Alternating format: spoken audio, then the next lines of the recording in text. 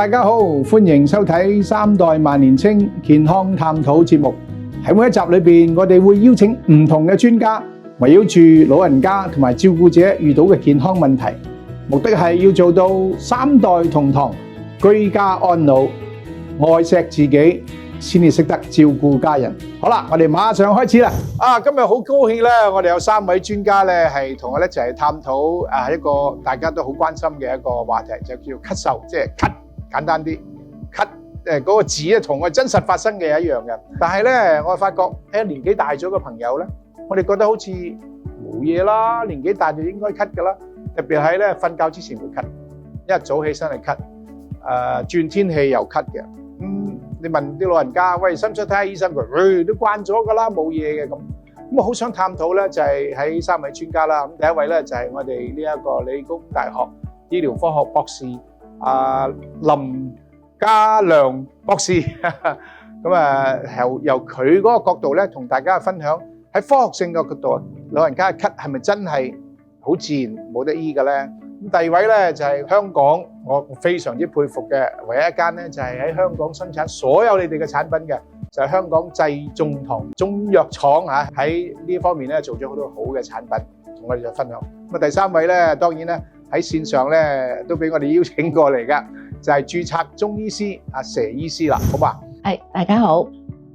好啦，我先將個話題交俾我哋好科學嘅阿林博士。老人家咳係咪真係自然唔使理佢嘅咧？梗係唔係啦，所以頭先聽完之後話，小朋友咳，咁我哋真係個個都即係全家上下都一齊去照顧佢。其實好主要原因係佢唔識照顧自己啫，即係老人家去到60-70歲先叫老人家噶嘛。咁佢即係叫做做咗咁耐人，都應該知道自己嗰個嘅體質啊，應該都知道應該係最基礎去點樣去照料自己嗰個嘅健康。咁但係其實喺個即係西醫學派嚟講，小朋友同埋老人家，我哋都係叫佢做一個係叫備受關注嘅群體。嗱，咁同埋老人家係更加多係有長期病患，小朋友反而冇。咁所以老人家加長期病患者，佢哋兩樣集於一身，反而佢哋係需要係更加咁樣去備受關注。咁樣，咁所以就大家係會覺得可能佢識講俾大家聽佢嗰個嘅唔舒服嘅情況啦，識得去做一啲即係基本嘅治理，例如係飲一啲嘅熱水啦，或者係可能呢度嘅條頸凍親啊咁樣。咁好似我爹哋咁樣，佢都係一個好瘦弱嘅老人家，咁佢就好中意用嗰啲個圍巾咧去鋪住啲膊頭啊頸啊呢啲，希望去做一個保暖嘅一個工作。咁佢又叫做做得到，咁但係我哋其實一聽到佢咳就好擔心啊！原因係啲咩咧？因為佢老人家咳嗽嘅力度唔足夠，如果都係有痰而咳唔到出嚟嘅話，跟地心吸力跌咗落個肺度，好容易成為肺炎。咁就大件事啦！一去到肺炎，一講起肺炎咧，就係我哋前幾年呢個 Covid 啦，全世界都受到影響啦。咁所以以往我哋咳呢樣嘢咧，都冇咁敏感嘅。而家你試下喺地鐵喺巴士，你一咳咧，全部人都彈開嘅，咁所以呢個嚴重性咧，其實唔可以忽略㗎。咁不如我哋咧就問一問阿佘醫師啦，到底喺中藥個角度或者中醫嘅角度咧，咳嗽呢樣嘢係咪同成個體格有關嘅咧？咁同邊一方面嘅體格有關，令到我哋咧家庭嘅觀眾啦，我哋萬年青嘅粉絲咧，都多翻呢方面嘅一啲知識，識得點樣去避免。嗱，其實咧老人家嘅咳嗽咧，同我哋所有人嘅咳嗽都係一樣嘅。反而我哋老人家嘅咳嗽咧，我哋仲需要咧去 take care 多啲。點解咧？因為老人家嘅體質比較虛弱呢一個我一陣間再講。但係如果你話我哋嘅咳嗽嚟講咧，整體全部咧都會關乎有兩大類嘅咧。第一類咧就係叫做外感咳嗽，第二類叫做內傷咳嗽。咁有好多時內傷咳嗽咧，其實老人家一定會有啦，因為佢係一啲長期嘅問題。而外感咳嗽，老人家有冇啊？的而且確都有，包括我同你都會有外感咳嗽啦。外感咳嗽咧就係感染到我哋所謂風寒啊、風熱啊、風燥啊呢啲情況，即係你一般見到嗰啲傷風感冒。咁而內傷咳嗽咧，內傷都係講明啦，裏邊啊嘛，裏邊嘅即係同我哋五臟六腑咧都有關係嘅。咁好多時咧會見到一啲叫做痰濕同埋肝火，有啲人會覺得，咦，肝火都會咳嗽啦。嗱，肝火咳嗽好特別嘅，通常會咳到咧哐哐聲嘅啲聲，好響嘅，同埋啲痰咧出嚟嗰陣時咧，會有一絲絲嘅，即係好似黏住咁樣嘅。但係肝火咁，你聽到有個火字，咁佢嘅痰咧，嗰個顏色都本身都係應該係黃色為多噶啦。咁痰濕嘅咳嗽咧，就係同我哋嘅痰有關係。而家你好多時都會見到一啲就係好多人入嚟就會話，我有嚿痰黐咗喺度啊，我要咳到佢出嚟我先舒服啊。咳到出嚟咧，有可能佢會係白色啦，有可能佢係黃色，但亦有可能會係有陣時咧，你見到啲痰好結或者好稀，甚至裏邊有陣時有啲係泡咁樣嘅。咁呢啲咧就係我哋經常講嘅痰濕咳嗽啦。好多謝阿佘醫師嘅分享啊！不如咁啦，我又問翻咧，我哋第三代嘅傳人啦，就係你哋做咗好多產品啦，你點樣睇咳嗽呢樣嘢咧？點解喺你哋嘅產品裏邊咧唔少得即係幫手治理咳嘅一啲中成藥同埋呢個保健品？其實咳嗽頭先講到啦，我哋由小朋友去到大人，其實一直都被咳呢個問題困擾嘅。咁小朋友好自然啦 ，BB 頭先博士講到根本就冇自理能力，佢一咳，家長如果諗起中成藥嘅話，第一時間猴棗散汁俾佢食啦。咁去到老人家佢有自理能力，其實佢識得開樽蓋就已經可以幫到佢啦。好似我哋產品有啲枇杷膏，我哋嘅枇杷膏比較特別少少咧，就唔係傳統嘅藥典方嚟嘅，係我阿爺以前傳落嚟嘅古方啦。個全名係蜜蓮燕窩川貝枇杷膏。咁其實就唔止啲啦，仲有10幾種唔同嘅藥材，用唔同嘅炮製方法啦，做埋一齊嘅。咁點樣可以做到呢個止咳嘅功效咧？咁最簡單啦，川貝母、甘草其實係有呢個消炎化痰嘅作用嘅。咁另外頭先提到蜜蓮燕窩，蜜蓮啦，蜜蓮其實係一啲蜜糖高溫蒸製之後煉出嚟，我哋叫做老練蜜咁樣做嘅。咁佢係幫我哋食完之後會潤住我哋個喉嚨啦，直到肺啊，有一個保濕嘅作用。好多時候咳，我哋有乾咳，有痰咳，咁個枇杷膏基本上都可以照顧得到嘅。嗱，每次講開咧，咩乾咳啊，咩熱咳啊，咩寒咳咧，即係總之我就唔明白啦。咁阿林博士，你係呢方面嘅專家，其實咳嗽我哋點樣分咧？同埋係咪我哋分得越清楚咧，對我哋治理咳嗽會更加有幫助咧？特別係老人家，我哋點樣關注佢咳，點樣去分咧？咁樣可能就讓你失望啦。其實喺西醫嘅角度咧，如果大家有陣時去診所嗰度睇醫生咧，西醫通常會問你有冇問題，有兩個問題就係有冇咳啊，因為有同冇嘅啫嚇，咁啊少少咳都叫有咳啦。第二個問題就係有冇痰啊。咁跟住我哋所謂嘅頭痛醫頭，腳痛醫腳，我哋就叫對症下藥啦。有咳止咳，有痰化痰。就係咁簡單啦，所以佢冇理你嗰啲嘅痰係點樣而生成啊，就好似中醫所講嘅學派，例如係熱咳啊，或者係寒咳啊，我哋淨係睇個痰，我哋叫色質量，咩嘅顏色。咁如果佢係黃色、綠色嘅話，就係細菌感染，就可能係要加 antibiotics，即係一啲嘅抗生素。如果冇嘅話咧，咁我哋吹谷咗啲痰，咳咗佢出嚟，將啲病菌咳咗佢出嚟，離開我哋嘅身體咧，我哋就了事㗎啦。咁所以即係同中醫嗰個角度其實係相當唔同。OK， 明解嘅。不如咁啊，嗱，譬如喺中醫嘅角度啦，我哋阿佘醫師又可以再補充各種嘅咳啦，我識嘅就再重複一次，寒咳啦、熱咳啦、燥咳啦，甚至冇有啲話夜晚咳㗎。咁到底點樣去理解？作為一個老人家，我點樣知道我自己咩咳？同埋喺中醫我可以點樣治理好自己呢個咳嘅方面咧？有勞阿佘醫師同我哋分享下。嗱，我哋首先講翻我哋嘅咳嗽有兩種啦，第一種就係我講嘅外感咳嗽啦，第二種就內傷咳嗽。首先要講咗外感先啦，外感咧主要都係分風寒、風熱同埋風燥嘅。咁我頭先都講過啦，白色就係寒嘅，黃色就係熱同埋燥嗰個分類咯，你會知道。但係難就難在喺邊度咧？就係寒熱夾雜。我好多時教書都同人哋講，其實你單一個風寒嘅咳嗽同單一個風熱或者風燥嘅咳嗽咧，其實好易分嘅啫。你一掠出嚟嗰個痰咧，或者一流嘅鼻涕咧，你其實基本已經知。但係難在有陣時你話朝頭早起身嗰陣時咧，就嗰啖痰就黃色，跟住咧晏晝嗰啲咧就冇事嘅，即係白色。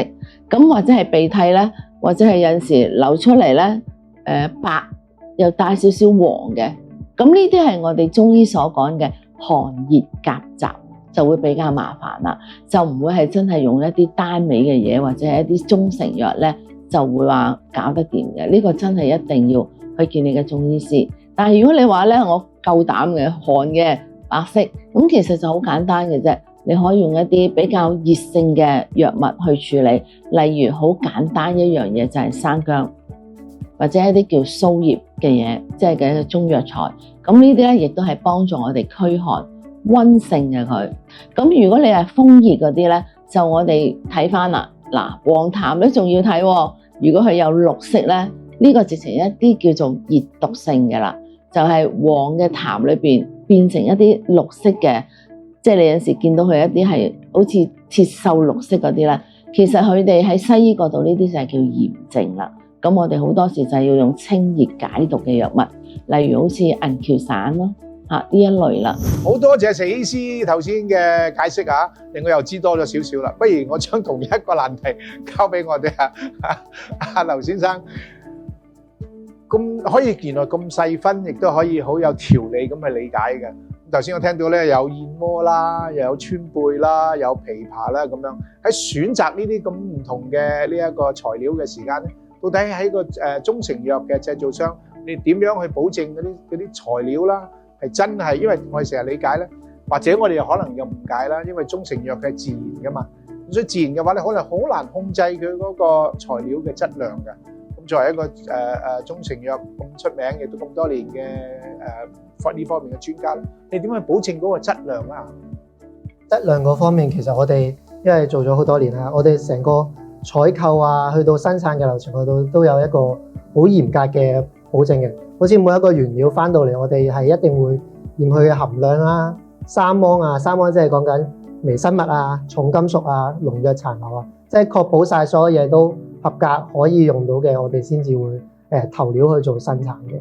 邊一隻產品咧對咳咧，你哋賣得最多嘅？可唔可以講俾我哋聽？咳嚟講，我哋最主打嘅會係我哋嘅枇杷膏啦。頭先講咗，咁好多人就話譬如我哋擺工展會好多朋友仔，我哋嘅熟客仔都話：哇！呢啲枇杷膏一支咁大支，好麻煩喎，好係好，但係攞出街點搞啊？咁樣咁因應呢個需求咧，其實我哋都有啲新產品推出嘅。我哋有一個叫做枇杷爽。就係一個，我哋都係用呢個枇杷膏嘅主方去做啦，但係就用咗一個代糖低糖配方去做嘅，咁就方便呢一支支可以等啲老友記攞出街，有兩聲乾咳嗰陣時就可以食一食，咁樣去舒緩佢嗰個喉嚨啊痰嘅不適咁樣。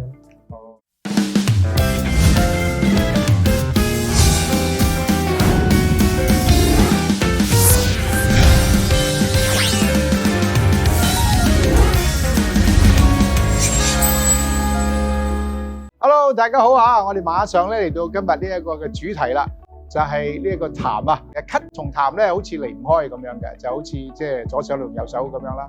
咁我哋咧今日咧亦都好榮幸咧，邀請到3位咧我哋嘅嘉賓嘅，有其中幾位咧幾一兩位啦，可能你哋已經認識噶啦，就係我哋香港理工大學醫療科學博士阿林博士。聽講咧，你都有好多粉絲㗎。第二位咧就係我哋第3代嘅呢一個負責人啦，就係香港濟眾堂中藥廠㗎。仲有就係我哋喺線上嘅咧註冊醫師、註冊中醫師阿佘醫師㗎嚇。好啦，我哋馬上將個話題咧，不如咁啦，都係交俾你先啦。痰呢樣嘢係咪同咳一定係綁住嘅咧？第一、第二。痰呢樣嘢即又係咁樣啦，係咪咳咗出嚟、吐咗出嚟就冇事？一話咧，其實我哋係要好注重痰嘅佢背後嘅成因，唔好等我哋咧係有病都唔識得去醫咧。其實痰係我哋身體自我保護一種機制嚟。我哋咧嗰個嘅喉嚨或者我哋嘅氣管咧，其實長時間都會有一啲我哋叫 mucus， 即係一啲嘅黏液咧，去防止我哋嘅一啲可能病毒啦、細菌啦，咁啊經我哋嘅呼吸入咗去，好似一啲濾網咁樣，跟住你嗰啲嘅空氣係可以過得到，但係你嗰啲塵埃就隔住咗，咁隔咗咁點算咧？梗係要掉垃圾啦。咁咁我哋會有啲絨毛，我哋叫 cilia，就係撩翻上去我哋嗰個喉嚨嗰度，然後我哋可以掠咗佢出嚟。整個嘅系統就係咁樣。咁但係如果你係已經係受到感染嘅話，呢啲嘅 mucus 呢啲嘅黏液係會多咗，跟住咧就會係令到我哋嗰個嘅氣管係備受刺激，然後就會造成我哋嘅咳。咁所以其實兩者係一個相輔相成，甚至係一個嘅惡性循環。即係話我有炎症就會有多痰，跟住痰積累得多就會令到炎症加劇，就會有更加多嘅痰。咁所以咳咗佢出嚟固然真係好啦，但係咪咳咗出嚟就叫做完成，就叫做係痊愈咧？絕對唔係嘅，因為你身體入邊繼續去整啲痰出嚟嘅。係啦，咁所以喺西醫嘅角度嚟講，就係化痰咯，咁跟住係止咳咯，跟住係消炎，咁所以保健品同樣都係有個咁樣嘅功效。嗱，頭先你講到西醫同埋中醫，喺中藥同西藥西醫之間咧，佢哋嗰個治療痰多呢樣嘢有冇咩唔同咧？我印象中就係中醫佢有分乾咳啊，咩有寒咳啊，有熱咳啊咁樣。咁喺西醫嘅角度嚟講，咳就係咳，我哋要做嘅嘢就係止咳。痰咁我哋就係睇下佢有冇顏色，如果係有黃綠色嘅話，咁我哋就叫做係有細菌感染，咁我哋就會食 antibiotics，就係抗生素咁樣，咁去殺咗一啲嘅細菌，希望你自然痊愈。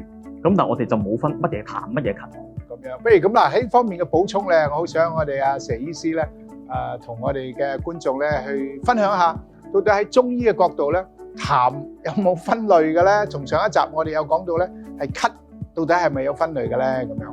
好，時間交俾阿佘醫師。我哋好多時喺症狀上邊點樣去睇到咧？就係如果你風寒嘅咳嗽咧，我哋通常會帶有白色嘅嘢，所有白色，譬如痰會白色啦，鼻水會白色啦，每個人怕凍啦，寒啊嘛，係咪？咁如果你風熱咧，我會見到咧就係我啲痰係會黃色嘅，咁而鼻涕咧亦都有可能淺黃，咁而風燥咧。呢個咧就會你覺得喉嚨會好乾啦，鼻涕同埋嗰個痰咧，亦都可能會係偏黃嘅，因為燥本身熱，咁佢風熱同風燥咧都會有啲類似嘅情況。哇！好多謝佘醫師頭先同我哋講，即係講得相當之呢個清晰啦嚇。中醫個角度可能同我哋中醫幾千年有關啦，咁同我哋咧濟眾堂喺香港咧都有幾十年有關嘅喎。咁喺痰方面啦。有啲咩解救咧？痰方面嚟講，我哋公司有啲產品，呢個還菌破，個成分有蒲公英啊，佢本身係有啲消炎嘅作用嘅。咁我哋中醫就好似頭先博士話齋，我哋就唔係治標有痰就去止咗痰啊，咳咗出嚟就叫做算嘅。我哋要治本，即係人係一個平衡陰陽五行金木水火土，其實每樣嘢都有拉楞嘅。咁可能俾舉個例子啦，香港人最常見普遍有嘅就係濕疹啦。咁濕疹係咪真係皮膚嘅問題咧？其實好多時我哋見到就唔係嘅，肺主皮毛啊，可能其實係我哋個肺出咗問題，導致我哋個皮膚有呢個反應。咁我哋嘅產品就會偏向呢個消炎啊，或者有啲唇瘡啊、口瘡嗰啲都會可以即刻治療嘅。好似我咁樣，我自己其實我個袋長時間亦都會擺咗一盒嘅，因為我中意打邊爐啊嗰啲，我每次一打完邊爐就係即刻拍兩粒，咁第二朝後面基本上都冇事。係啦，講開打邊爐咧，我不如我就連隨問啦，係咪喺食嗰方面咧可以幫我哋去避免我哋有即係炎症或者痰出嘅發生痰多嘅機會咧？特別老人家你知啦，我哋成日都好激氣嘅，佢中意食嗰啲嘢咧就不一定咁食嘅，冇痰咧變有痰啦，我成日都咁講啦。可以喺食嗰方面點樣去幫到我哋咧？咁首先就唔好食啲刺激性嗰啲食物啦。咁但係如果喺個保健品啊，或者係食療嘅嗰個角度嚟講，咁其實嗰個嘅方向咧，同中醫係有啲似嘅。咁我哋都係會講寒同埋熱呢個嘅概念。咁我哋有兩種好出名嘅保健品咧，其實係針對寒同熱，亦都係有消炎嘅功效。分別就係綠茶素同埋薑黃素。薑黃素真係類似咖喱嗰啲咧，咖喱粉就有45%薑黃素啦。咁食完之後個人咪會有少少滾熱啊咁樣。咁佢就係可以係幫助去針對呢個嘅寒咳或者係寒痰。綠茶咁啊相當寒嘅一種嘅食物啦。咁但係如果你係熱咳熱痰嘅話咧，咁亦都係容易係可以對應得到。咁同埋頭先講到係關於抗菌啊嘛，咁其實我哋係有啲叫做 bioflavonoid，即係啲樹皮類係啦果類嘅一啲嘅保健品，咁啊例如叫白柳木 white willow bark 呢啲咧，咁其實都係可以喺我哋嘅上呼吸道係做一個嘅除菌嘅功用。咁啦，不如阿佘醫師咧，我哋見到佢咧，亦都好想分享嘅。阿佘醫師啊，啱我哋講到咧，治療咧，我哋就知道中藥咧有佢嘅方式啦。咁喺呢一個避免咧，譬如我哋好細個成日都聽到咧小兒乜散啊嗰啲咁樣啦，就係等我哋食咗之後咧，化痰甚至乎咧你應該有痰嘅話咧都冇嘅咁樣。咁喺我哋譬如年紀大咗少少啦，咁50歲、60歲打後啦。喺中醫方面咧，有啲乜嘢嘅藥或者係咧喺中醫角度嘅補品，甚至冇呢一個膳食我哋叫做膳食食療咧，可以幫到我哋避免呢一個痰多嘅出現㗎。咁另外啦，比較唔係咁嚴重嘅熱啦、燥咧，我哋可以用一啲叫做桑葉啊、南北杏啊呢啲咁樣桑杏湯啊，或者杏蘇散啊呢啲嘅中藥咧去處理咯。咁而內傷咳嗽咧，嗱講明內傷啦，一個係一個長期嘅問題啦。嗱，當你外感嘅咳嗽唔處理得好嘅時間，你就會演變咗咧，入咗我哋身體咧，就會演變咗一啲叫做比較長嘅問題，叫做久病啦，即係一啲比較長嘅時間嘅問題啦。咁佢會連累咧，就令到我哋身體五臟六腑失衡。咁而產生一啲叫痰濕啊、肝火啊、陰虛嘅情況。咁如果你痰濕嘅情況咧，咁呢個你可以就選擇下用一啲譬如就係化痰嘅。咁如果你又係揾翻啦，如果佢係白痰啊或者寒痰，白痰咧，我哋中藥嚟講咧，好多時都用一啲叫做二陳湯。咁佢有發半夏、雲茗啊、川撲呢一啲陳皮。咁如果你係一啲比較痰係黃嘅，成日有啲痰黐住喺度咧，我哋有可能咧就要用啲黃芩啊、梔子啊、桑白皮啊呢一類啦。咁而我哋肝火啊，頭先同你講過啦，肝火嘅咳嗽啦、框聲啦，或者甚至陰虛嘅咳嗽，即係夜晚嗰陣時咧，好多時有陣時夜晚都會見咧，我哋會用咧即係啲叫百合護肝湯，即係百合啊、山地啊、熟地啊去治療嘅。咁所以好多人覺得奇怪，你山地熟地都可以嚟醫咳嗽咧，就因為你陰虛唔夠力咧，我哋嘅陰液，即係譬如我哋嘅血液同津液，俾一啲火灼到咧，已經乾晒啦，個人就會有一啲熱嘅情況出嚟啦。咁通常咧喺夜晚咧特別明顯嘅。好啊，講到當然啦，講到食咧，梗係離唔開咧，我哋中成藥咧，樣樣都整好晒俾我哋啦。有啲咩可以再推薦俾我哋咧？唔一定要咳啊，唔一定要有痰先至食嘅，可以幫我哋避免有痰。避免有痰嚟講，頭先講到小朋友啦，其實小朋友起痰嘅時候，我哋一般會建議佢用呢個猴棗散嘅。其實猴棗就係一啲馬騮嘅結石膽石啦，咁佢係偏中性少少，同埋我哋猴棗散係因為散劑啦，係一啲藥材，我哋嘅猴棗散就20多種藥材啦，咁全部就係生磨粉嘅，磨完之後直接入藥，咁對於小朋友嘅吸收會比較直接，同埋個功效會嚟得快。咁另外猴棗散其實唔係淨係畀小朋友，其實大人日常如果你喉嚨唔舒服啊，會多咳嘅時候，其實基本上一個禮拜食1至2次咁樣，亦都會有好大嘅舒緩作用。好感謝香港濟眾堂中藥廠對我哋一系列節目嘅支持。大家去到香港各大藥房就可以買到佢哋嘅優質產品。同一時間要關心我哋萬年青嘅節目，可以去我哋嘅 Facebook， 又或者咧關注我哋嘅熱線電話4414743144147431。拜拜。